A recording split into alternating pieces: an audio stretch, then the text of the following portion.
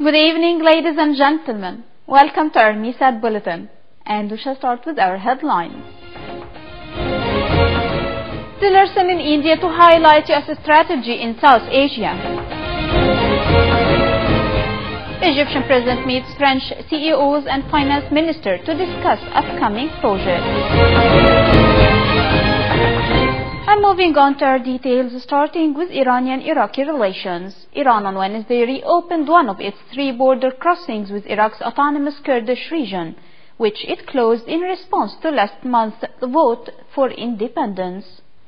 Officials said that the Bashmagha border crossing was reopened. It's worth mentioning that the Bashmagha crossing lies on the road to the city of Sulaymaniyah in the south of the autonomous region, a bastion of opposition to Iraqi Kurdish leader Masoud Barzani, who called the September 25th independence referendum.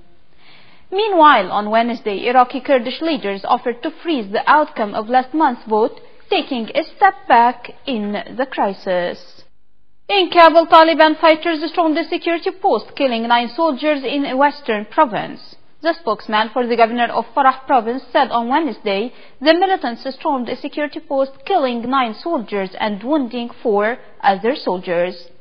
The attack took place on Tuesday night in Pusht Road district. The intense 4-hour gun battle included the use of artillery against the army. The spokesman also said Afghan warplanes were deployed and 17 Taliban fighters were killed. Meanwhile, combating terrorism and India's role in Afghanistan dominated talks between U.S. Secretary of State Rex Tillerson and his Indian counterpart on Wednesday, as Tillerson highlighted the Trump administration's new strategy for South Asia.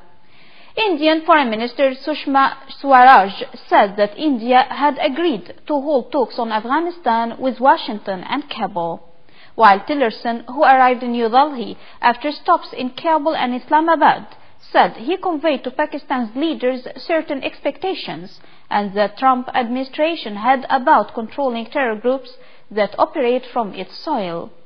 He added that too many terror groups had found a safe place in Pakistan to launch attacks against others. And going to Nairobi, Kenya's repeat presidential elections will be held on Thursday as planned, according to what the Electoral Board announced, as tensions mounted across the country. The Electoral Board's statement came as the Supreme Court said on Wednesday it could not hear a last-minute petition to postpone the elections because it didn't have a quorum of judges.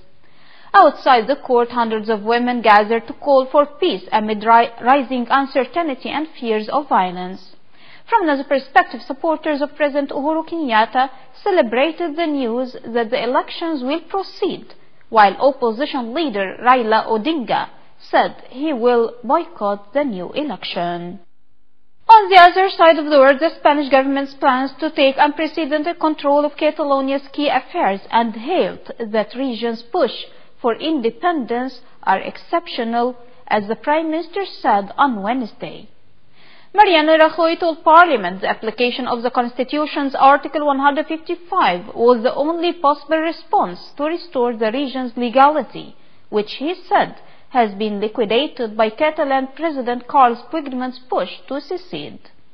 Rajoy also said he hopes the measures planned, including the sacking of Puigdemont's government and the curtailment of the Catalan Parliament's powers, will be brief, adding that they should end with regional elections.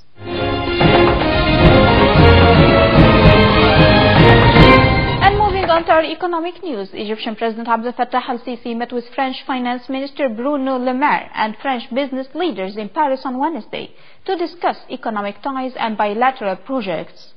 During the talks, President al-Sisi stressed that Egypt is keen to develop its economic and trade relations with France by carrying out joint projects that meet the interests of both sides, contribute to creating jobs, and support small and medium-sized projects, according to what Egypt's presidential spokesman said.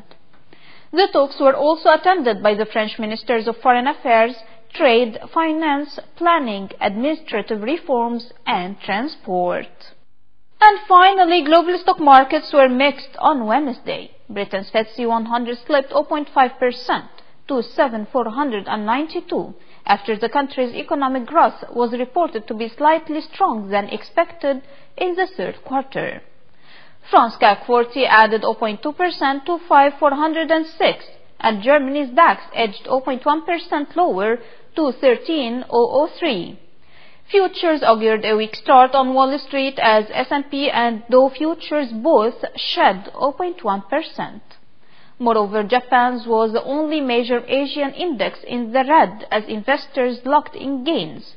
The Nikkei 225 index fell 0.5% to 21,707.62, the first daily loss after 16 straight days of moderate gains. And before ending our news, let's take another look at the most important headlines for today. Tillerson in India to highlight U.S. strategy in South Asia.